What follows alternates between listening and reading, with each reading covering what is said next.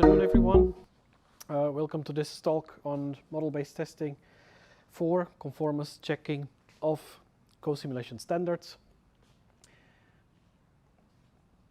I am Claudio Gomes. I was already introduced by Peter, so I'm not going to repeat myself. I'll start with discussing a bit about co-simulation, because that's the underlying motivation for this work.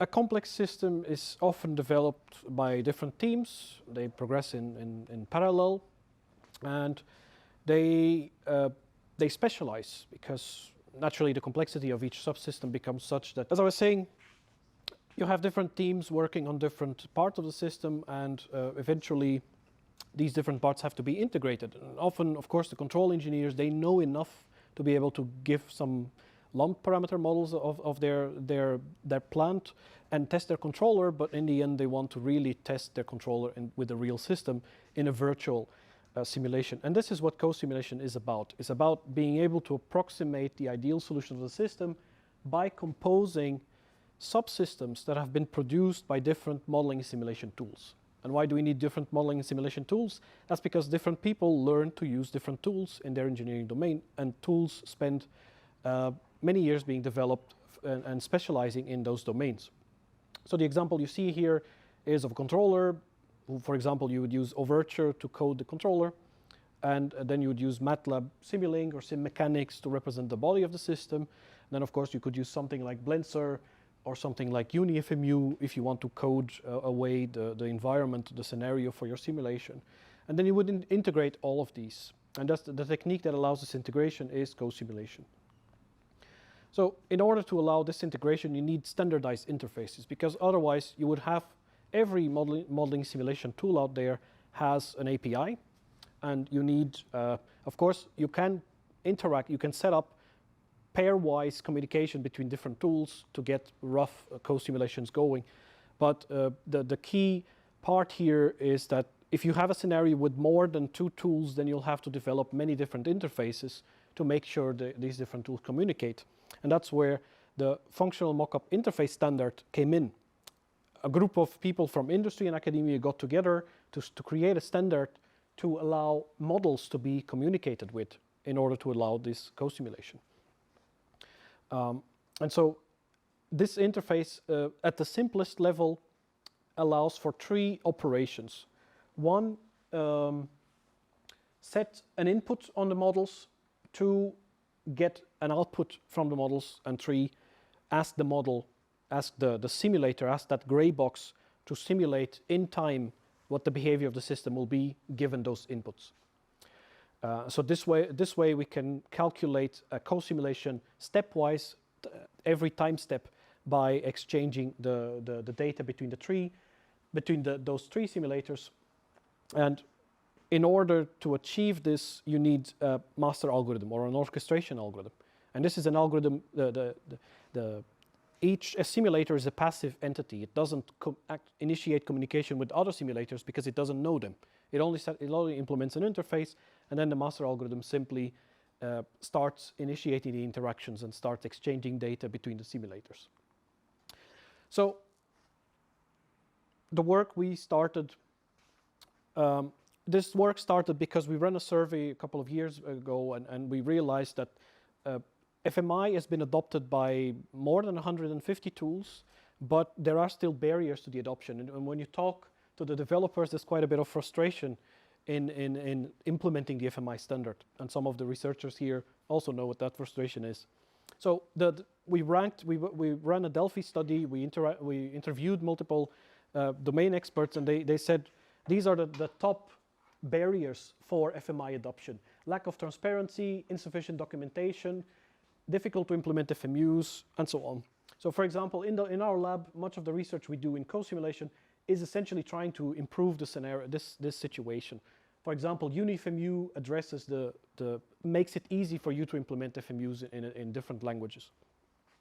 And the goal in this talk today is to describe how can we actually improve this top item so that we can, when we get a functional mockup unit, which is a gray box, which is a simulator exported from a tool that claims to implement FMI, we can actually run a conformance check and see, does it really implement the FMI? There are other tools out there that have the same goal. People have recognized this early on, even without a fancy study. They knew this was a problem, and so we have FMU compliance checker. This is a tool that helps you run a simulation of one FMU. You have to provide a text file saying what the inputs are, but then you can run a simulation. But this is a happy day scenario. It doesn't deviate from that file, so it doesn't really explore how the FMU is. It doesn't really test the FMU.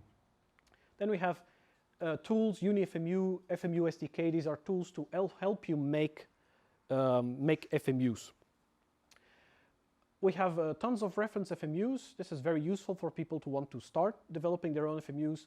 Of course, we also have VDM check developed by Nick Battle and all. And this checks that the description, the metadata that's exported with the FMU is correct, but doesn't check that the FMU behaves as you go forward in time. Yeah? What does FMU and FMI stand for? FMI stands for Functional Mockup Interface, and FMU stands for Functional Mockup Unit. Sorry, I just start throwing acronyms around without defining them. Then we have the FMI cross-check repository. This is a special repository where many different companies can actually put their FMUs in, and then people can try to connect the different FMUs together. It's a great way to detect problems and mismatches in the implementation of the standard. And then, of course, we have our tool. The tool we're talking about today is to do a more complete dynamic test of the FMU. Yeah? Can I ask a quick thing? So Yes. if you have so many discrepancies between a standard, how is that? Is it because the standard is weakly defined, or is it Yes. because there is no way of checking against it, and therefore what kind of standard is that? It is because it is defined in English, and as we are finding out, there are many ambiguities as people implement. Yes. Good point. Good point. We need more formal methods. So I have just to start giving you a sense of how the tool looks like before we start going into the details of the tool. This is just a small demonstration. This is a command line tool. You can download it online. There's a pre-built Java archive. I will skip some of these things so you can move a bit faster. You will find documentation. You can ask for help. Make sure you have Java version 11 as of today.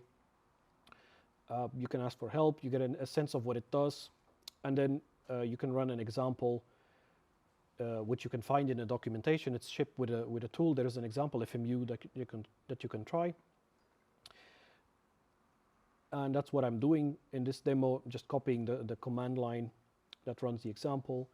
And then this actually runs 1,000 tests. I don't know if it's readable, but it runs 1,000 tests on the FMU. And then what I'm going to explain next is how are these tests being generated. And you can see if there are errors, then you'll find a .log file corresponding. You will always find an output for each test. That's why you see so many files.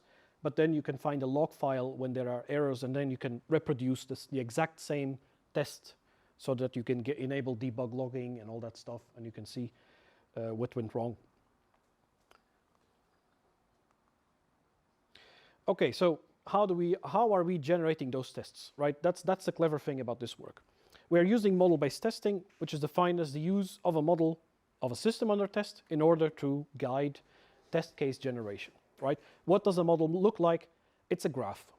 It's a graph telling you, okay, I can do this to my system, then I can either do this or I can do this. Then here I can do these, and then I can go there. And here, what is important to stress is this is a very abstract model of what my system does. It's non-deterministic. It tells me all possible actions I can do at any time on my system. That's very nice because actually the FMI standard has a graph like this, right? So that's where we start. And how do we generate a test case? Well, a test case is nothing but a path in this graph. So if we just start going along the graph and selecting at random which edges to take, that's going to be one test case. And if we do 1,000 of such paths until the end, then we have generated 1,000 test cases, and we've reasonably explored all possible situations. So our tool is fairly simple. We take a graph. We give a default one that comes from FMI version 2.0, but actually we don't need to rebuild the tool when you change the graph. So moving to FMI 3.0, we just need to change this graph and change the code that represents the execution of each edge. Then what the tool does is does some clever things on the graph. You can describe, instead of one single huge graph, you can describe many different small graphs, and then it produces one big graph and then delegates the actual execution of this into another tool which is used for generic model-based testing. So this is what we provide, our contribution. We provide an example of this, but this can be extended, and then of course we sit on another tool that does the heavy lifting of actually running and managing the different processes and so on, because this can also run in parallel. So how do we now, what do these edge implementations look like? As you can see here, we provide a Java or a Scala file in this case. Each method corresponds to an edge in this graph, and then we have an initialization step where we can instantiate variables of this object, and then each implementation corresponds to one function call to the FMU. And we can have, if we are setting variables, for example, we can select a random variable from a particular type when doing that action. So there's a stochastic element here. We have, of course, an initial seed to the random number generator that generates the paths. And that's what we can use to actually reproduce the path. There's some other works. Other standards have adopted a similar approach. The distributed co-simulation protocol standard has also adopted a state-based, model-based testing approach to check the conformance of their FMUs. The other things we did in this work was how do we now essentially try to build, how do we make it easier to describe this graph without having to build a huge file. So an example here is we have 3 different operations in an edge. We can use the syntactic sugar that's actually expanded to 3 different edges. That's just nice to have. We can have different initial states and a transition. So we can be in this state or in this state and transit to the free state. This gets expanded to the different states. And of course we can also expand. This is a more complicated one, but we say we can at most invoke this operation twice, and that means we expand it to this. So we built some things on top of the existing tool to allow you to essentially make it easier to specify operations in a co-simulation standard. These were constructs we found commonly when doing this work. Another one is we can, of course, decompose our original graph into different files, into different graphs, and then we can join them by matching the states and joining the edges. So this is just nice to have in terms of modularity. Okay, I'll speed up now. That's what were the results we obtained when we run these examples? Well, there were 150 FMUs in the repository at the time. Sorry, almost 170. And then we built a larger graph than what you saw so far. That came from the state machine in the FMI standard, and then we basically throw the tool at them when you start running. A big part of the work here was in building the graph. This is what the original a trimmed version of the original graph used in the experiments. And you can see, for example, we use different step sizes when stepping forward in time.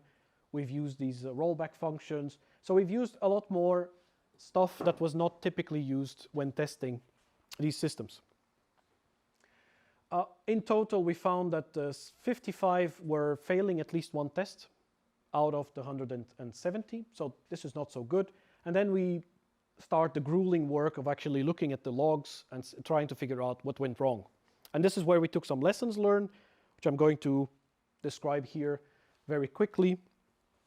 First usual thing is there is a variable, and this variable is set during initialization mode, and the FMU says, I don't know this variable, and the variable is declared in the metadata. So this is absurd. You should be able, the standard says you should be able to set this variable during the initialization mode. After an FMU is terminated, you can still query certain variables because maybe a co-simulation crashes and you're still allowed to gather some data from the FMU and show it to the user. But it turns out many FMUs did not allow such variables to be queried. This is an example where in a happy day scenario, you wouldn't catch these problems. Yeah, other operations, I'm not going to go into some of these details. Some of them are not so interesting here. Some limitations. Sorry, something went wrong with the title. Some limitations of this. Limitations of the study, the FMI crosscheck continuously gets updated. And then after we had these results, we contacted the companies and they improved the FMUs and they submitted a new version. And we did not repeat the experiment because we didn't have time. We did about 1,000 tests per FMU. This covers more or less 25% of 95% of all variables being set and get example. Yes, we had example that we did not try to run a co-simulation until 10 seconds or so. We run 3-4 steps and we try to expand on the different bad situations you can get into when running it. Yeah, we had, this was a tricky part. We had to choose default values for certain parameters, and certain FMUs do not tolerate this. So, but fortunately, this didn't happen very often. Only 14 out of the total of this number of tests happen. Okay, this is a limitation of the tool. We could not test asynchronous operations because everything was running in the same process for each test. So it was not so easy to implement this. Some lessons learned when looking at the FMUs, they mix numerical and model parameters. They declare this is a value of this, this is a parameter of this system, but at the next they decide this is the step size used by the solver that's being used inside this FMU. And these parameters are not the same. One is about numerical simulation, the other one is about what the model does. And one could be a tool that imports the FMU could take advantage of those parameters if there was any description that these are numerical parameters. Yeah, there were different, this was a notorious ambiguity, but because it actually is very important. We had an example where we went from a very bad co-simulation to a very good one, taking advantage of this, of a beneficial interpretation of this feed-through. And feed-through is the notion that if I set this variable, I can get this one, and the value will have changed without calling a do step. So it's important. Some people may say, you know, physical interactions always take some time to pass, but at the abstraction level that we simulate these systems, a collision gets propagated to the system immediately. There's no time being passed. And we also saw even within the same tool had different versions, and they changed the way they interpreted the standard across different versions. So this was a big issue. Fortunately, now this has been made absolutely clear in the standard. Okay, I think that is all. Thank you.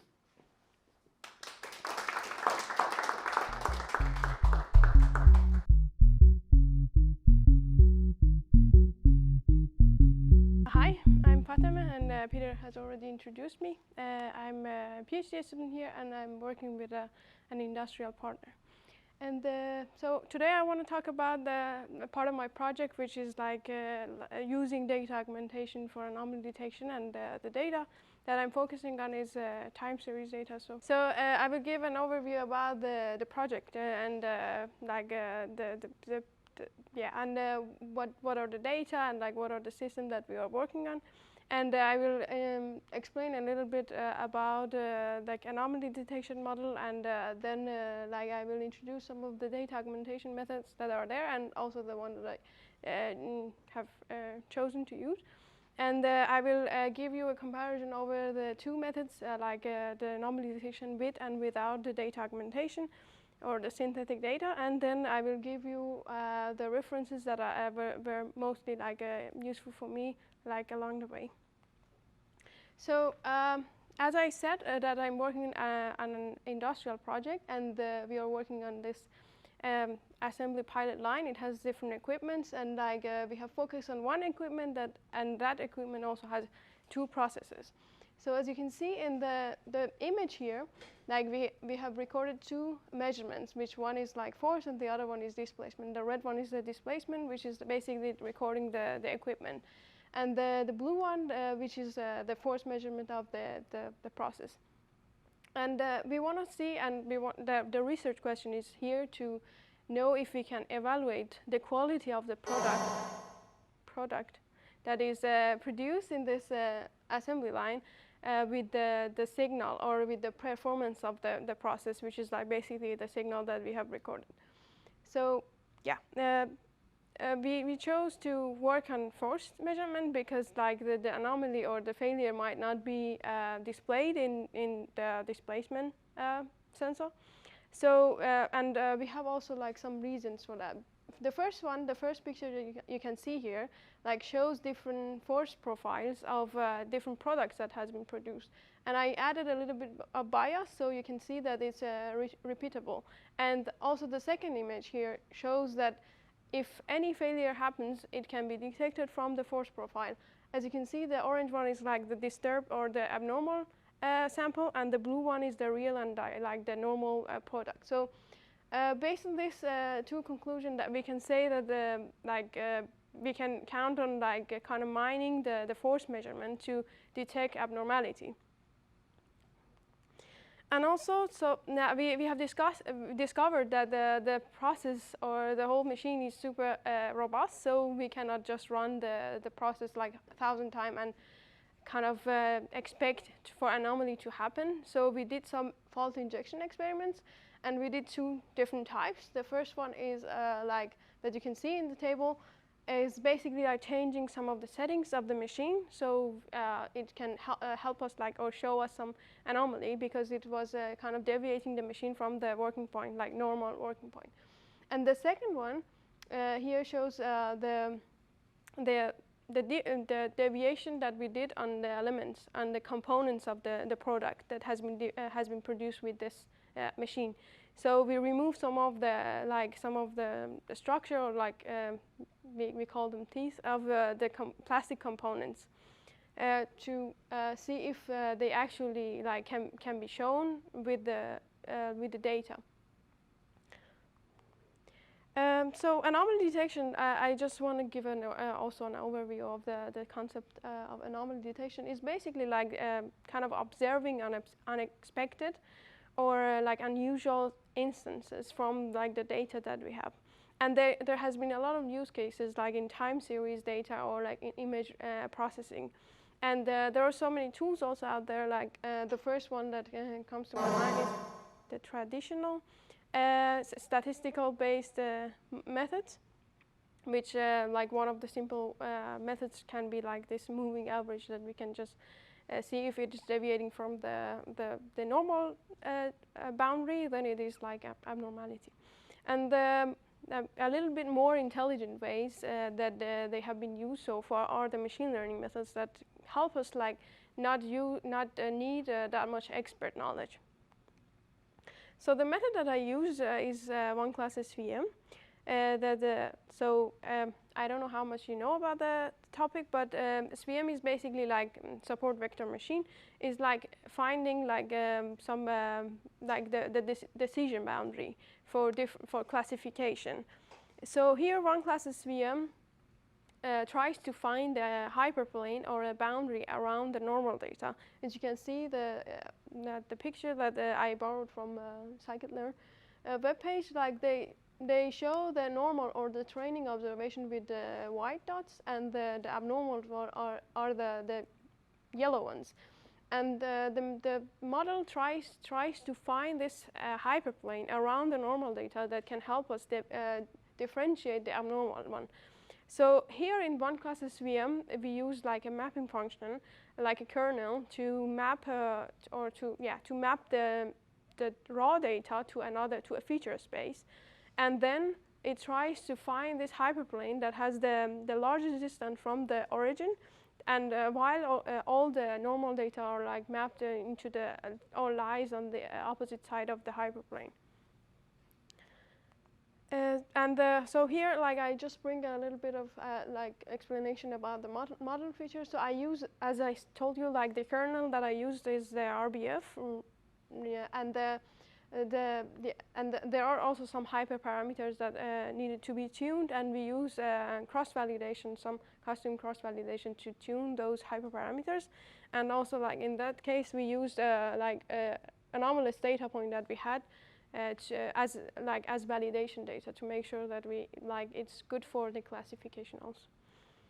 And yeah, I used 80% of the data as the training set, and the rest were the tests. And I had only like 102 samples, normal samples, and which is like a long basically time series, which is 11,239.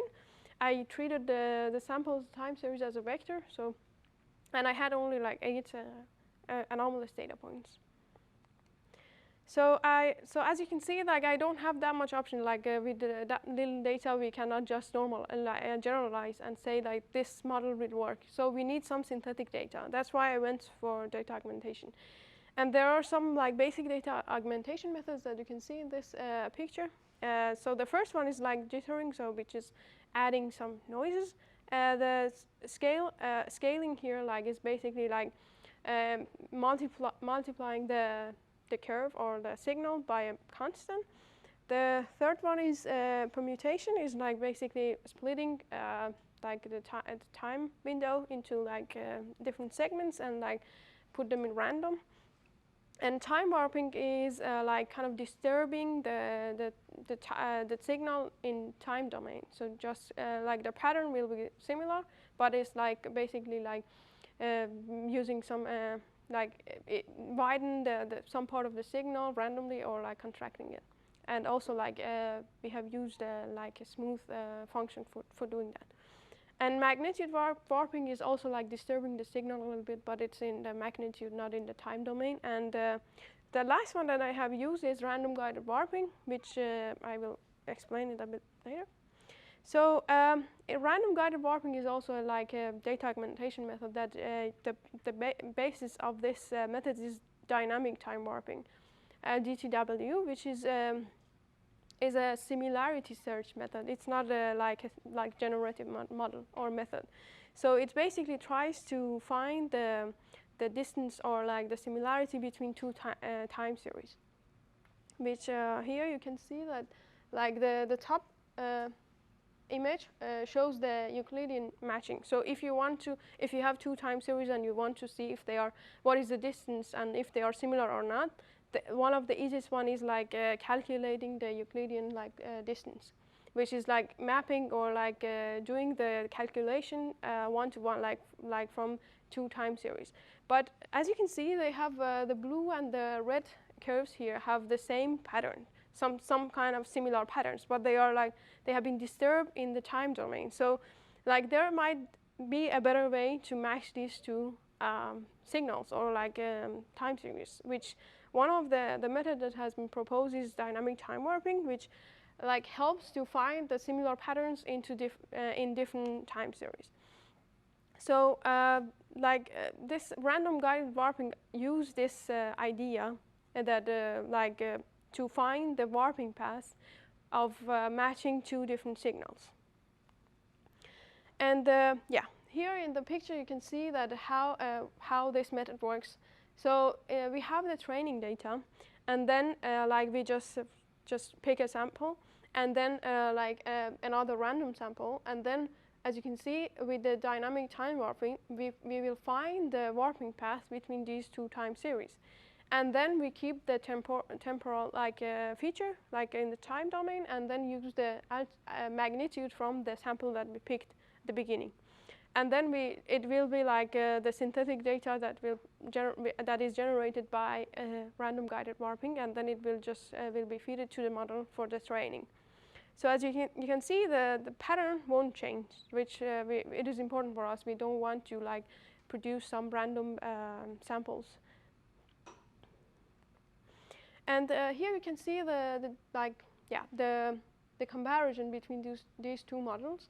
So one is with one class SVM without any augmentation, and here we focus on the F1 score, which is 0.94, and the second one is the one class SVM with data augmentation, which is almost 0.96. I can say that it's not that much change, but it's the improvement, and currently we are working on like using different first of all, like trying all this different data augmentation methods, and also like trying to use different number of samples. For instance, we kind of figured out that it also can do the overfitting. So if we use a lot of synthetic data, which has like kind of similar pattern with the normal data, so we are just kind of surfing in that area to just find the best performance of the data augmentation.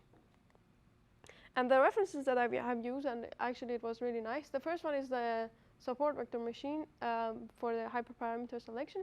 And for the data augmentation, I read this survey that actually was really nice, and they have explained all the different data augmentation methods from like the random and generative ones. And like you can see, you can have a nice overview by reading the survey. And the second one it's the paper that I use for the random guided warping, and also they have proposed other methods. Yeah. Yeah.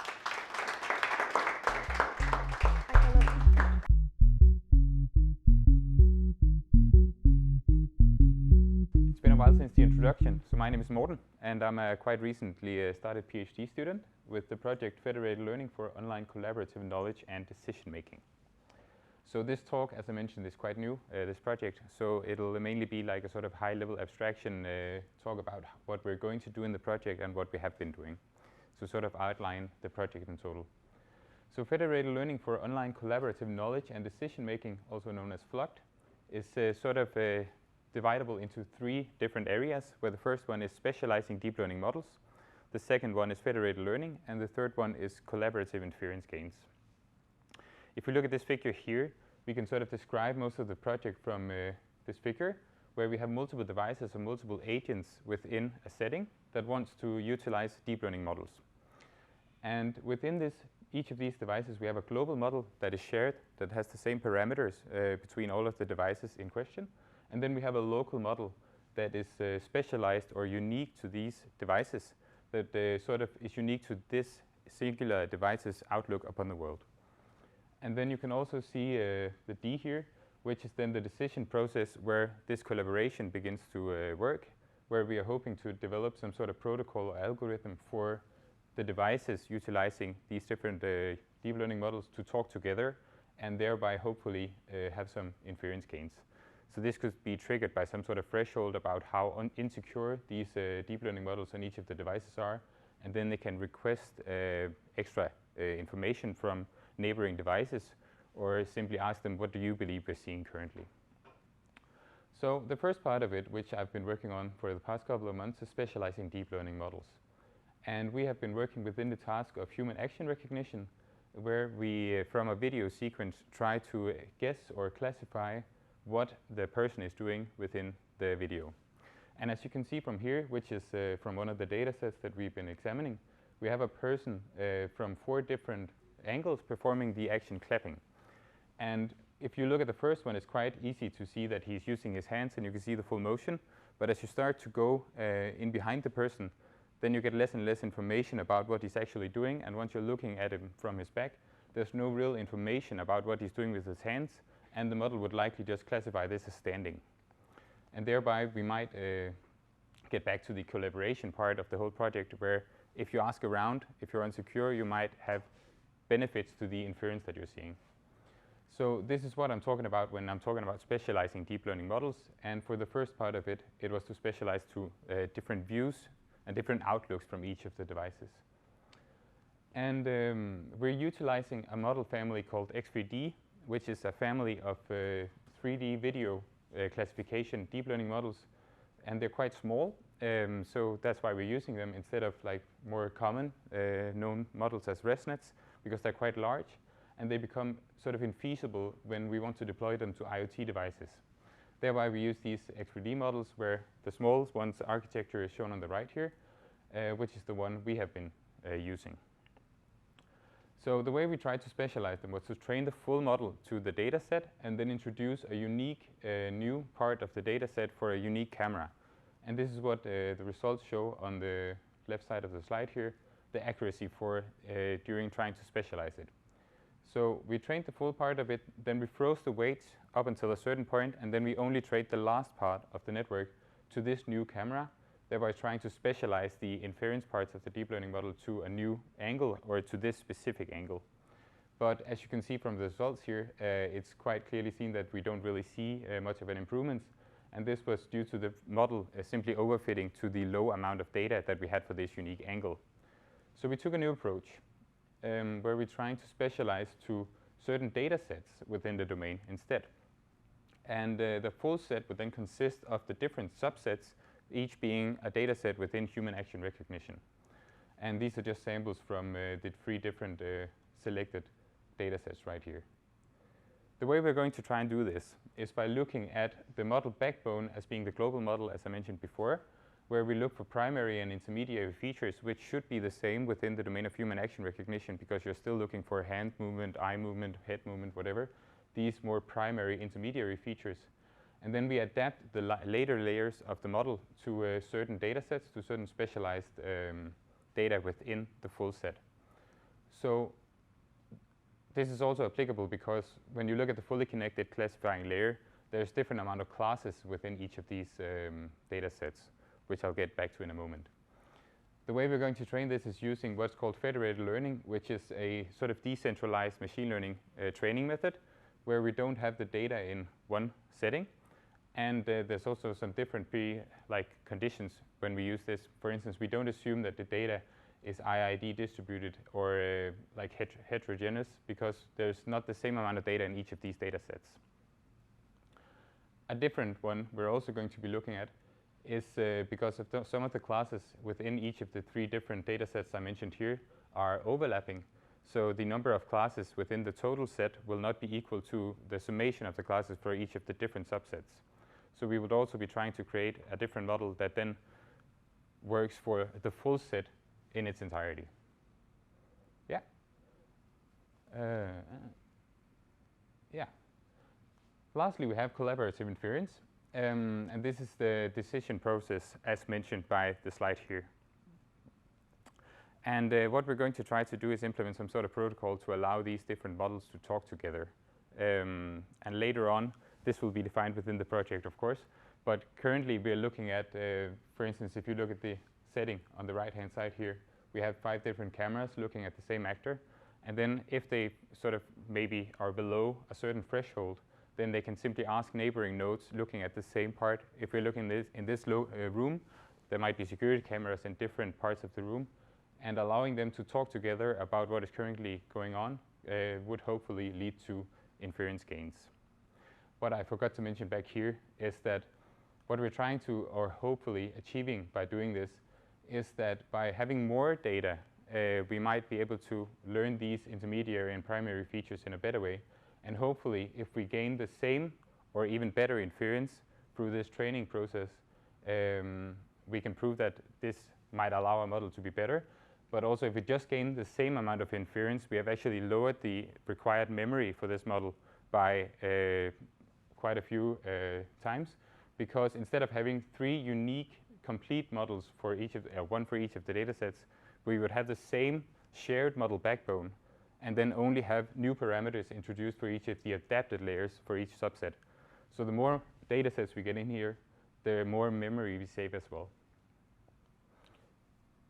So in summary, we have already tried to specialize deep learning models to certain views, but because we don't have enough data at the moment for each of these unique views, we saw a lot of overfitting.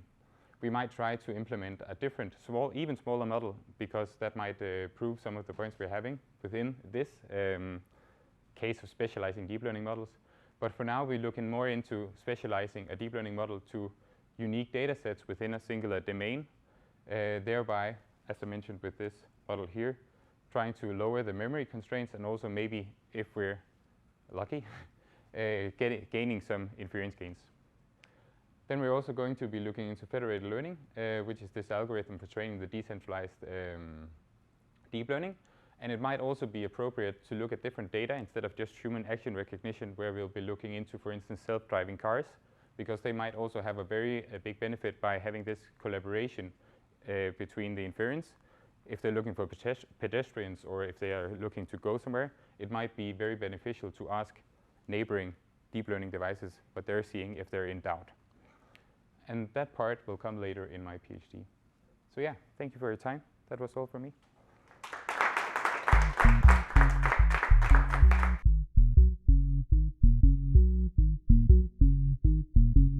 Thank you. Okay, thank you, Peter, for inviting me to take this talk. My name is Dmitri Tcherniak, and I am a senior research engineer at a company called HBK. And I'm co-authoring this presentation with Jens Hansen. He's also present and virtually in this thing. And my talk is HBK sensors today and tomorrow. And I guess you can see my screen as well, right? Yes, perfect. Okay. Good. So maybe HBK is not really known in the kind of landscape of Danish industry, and it's probably because the company is quite new. HBK is a result of a merger of Danish company called Brun & Kjær and German company HBM that happened in 2019. And I'm representing this Brun & Kjær part, Danish part of this company. And the company was and is specializing in equipment for measuring, or sensors for measuring sound, vibration, noise. Our main markets are automotive, aerospace, telecom, audio. And we have a headquarter in Virum in Denmark, so it's close to Copenhagen, a bit north from Copenhagen. We're about 1,000 employees here in Denmark and outside, working for 70 markets and having 75 years history.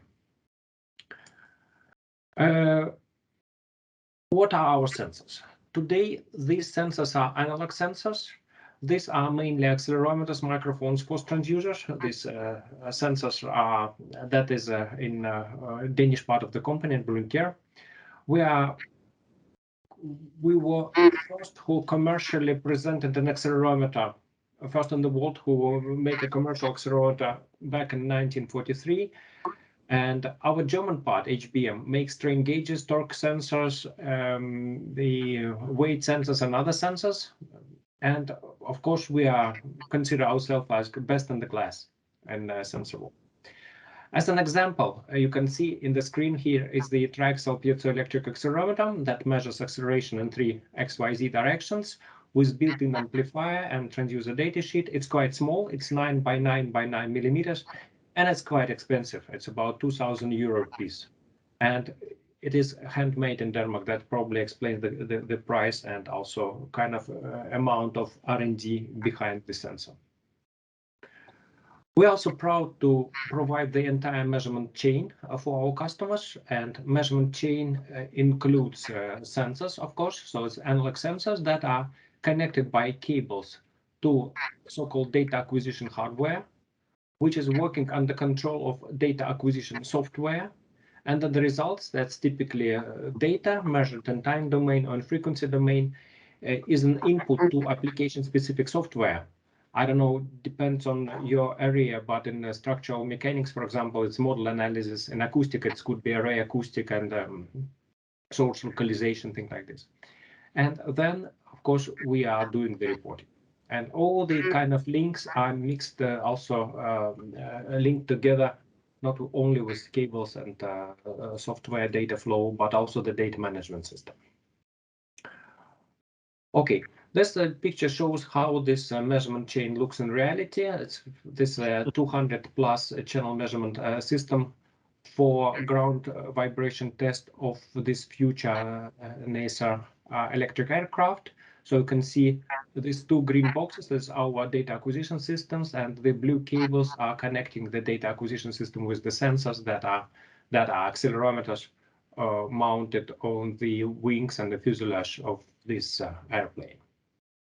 So this is an example.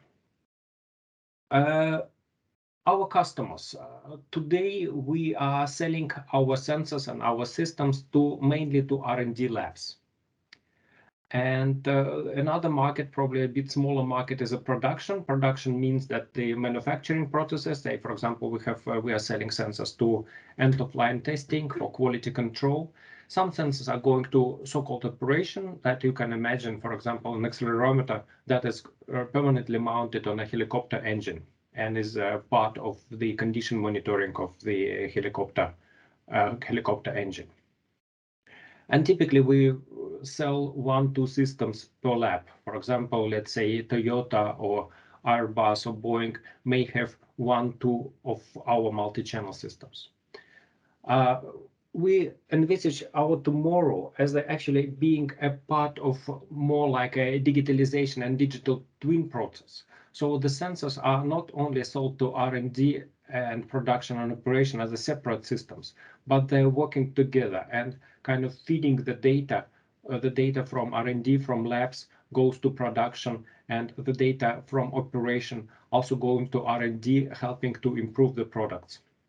And the sensors, for example, installing for quality control or end-of-line testing, continue sitting on the test object or set, say an asset during the operation, collecting the information and data to feed digital twin or digital shadow. That, of course, quite a challenge for us. And to address this challenge, we are working on and developing a digital smart wireless sometime sensor. That the idea is actually to take the data acquisition, or better to say analog to digital conversion, down to the sensor. And so the signal from the sensor will be digital. The output of the sensor is not analog anymore, but it's digital. Then kind of adding some smart features to the sensor will allow us to do some data processing right on the sensor. And the same goes to application-specific software. So some of the features of this application-specific thing can be done right on the sensor, on the chip of the sensor. So the kind of, you can see that the measurement chain will be shorter. So and then wireless will also maybe help us to get rid of the cables connecting the sensors and the data acquisition system. One of the ideas actually to having this smart digital wireless sensor, kind of having a modular architecture where we're trying to separate sensing element from the data acquisition and storage, or AC, kind of analog to digital conversion, synchronization, smart stuff as a different modules that are talking to each other. Also using and the use of different available standards and protocols today should help us to make this kind of reasonably quick and reasonably affordable for our customers.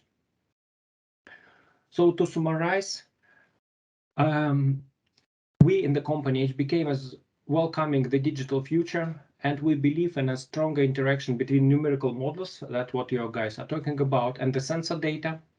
And we see it as an instant data injection to the numerical models and in forms of digital shadows or digital twins. And of course, we are welcoming the academia and industries to join in this journey. And for academia, for example, we can be a part of national or EU-funded projects. We can be a co-supervisor of master and PhD students and projects in the fields of mechanics, acoustics, civil engineering, electronics, signal processing, computer science. And for industries, of course, we also would really like to be a part of solving challenging problems in machinery and energy food processing. And I think this will end my presentation. So thank you very much for your attention. And if you have any questions, I'll be happy to answer in this chat window or directly, yeah, if I can hear them.